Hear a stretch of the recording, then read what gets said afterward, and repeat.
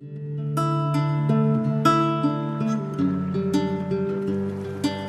we look at the casts themselves, I find it very useful to establish in my students' minds the different groups of the casts. All Spey casts are going to fall into one of two groups, either the airborne anchor or the waterborne anchor group. What that refers to is what the line is doing as you complete stage 2 and start the forward cast. The airborne anchor casts have a cast where the line is in the air, lands, splashes and goes. Very important you understand it's a splash and go. Here's an airborne anchor cast. The line lifts, as soon as it touches the water, the forward cast starts. The key to the success of this cast is basically timing. If you watch the line drop towards the water, you time the forward cast as the line touches, that is an airborne anchor cast.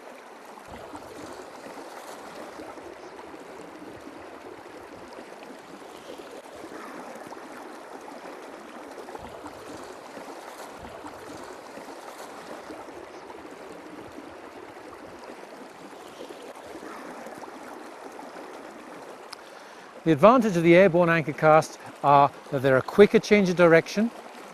As a guideline, with an airborne anchor cast, it takes about 4/7. I'm kind of anal like that, and I time these casts, and it takes me about 4/7 of the time to do an airborne anchor cast as it does to do a waterborne anchor cast.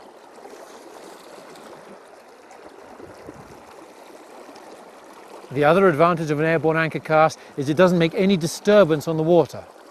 All the waterborne anchor casts create a mouse, a spray of line as the anchor lifts off the water, and that can disturb a calm pool with spooky fish. So the airborne anchor casts are silent if done correctly.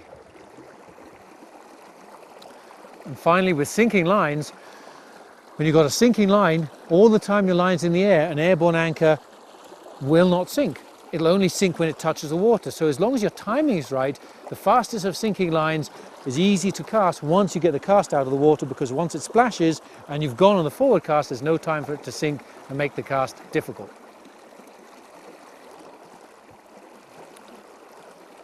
The waterborne anchor casts consist of a casting stroke that sets up a line, lands the line on the water, it settles, it stays in the water as you come round to create the D-loop, and only when you start the forward stroke does the line lift out of the water.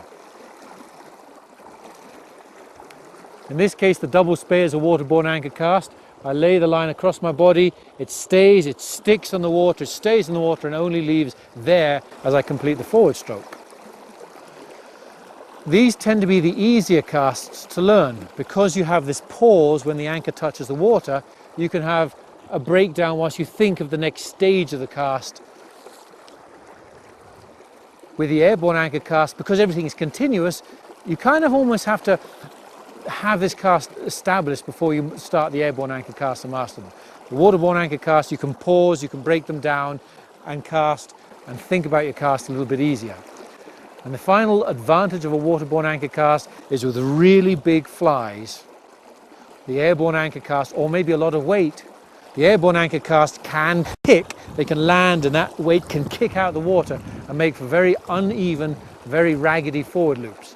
At least with a waterborne anchor cast, it lands, it settles, it stays on the water, you start the stroke and you won't have the kick of the heavy weight or the big fly as it travels through the air when you create the anchor. Regardless of wind direction, each anchor group has one or two casts that are possible in a given situation. With an upstream wind, if you like the airborne anchor casts, you can use a single Spey. And if you prefer the waterborne casts, you can use a snap T. With a downstream wind, a good airborne anchor cast is the snake roll, while a waterborne anchor alternative is the double Spey.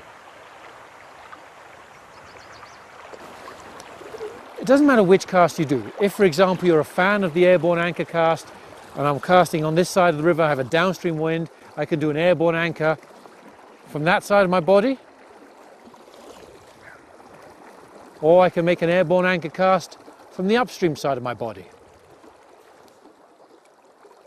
Or if you decide that the waterborne anchor casts are your strength, or they are the cast to use, you can make a waterborne anchor cast from the downstream side.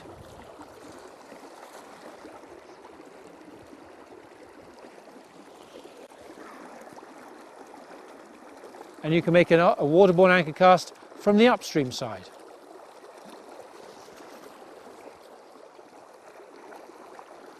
So it doesn't really matter. As I said, there's an upstream and a downstream waterborne anchor and an upstream and a downstream airborne anchor that applies to both sides of the river.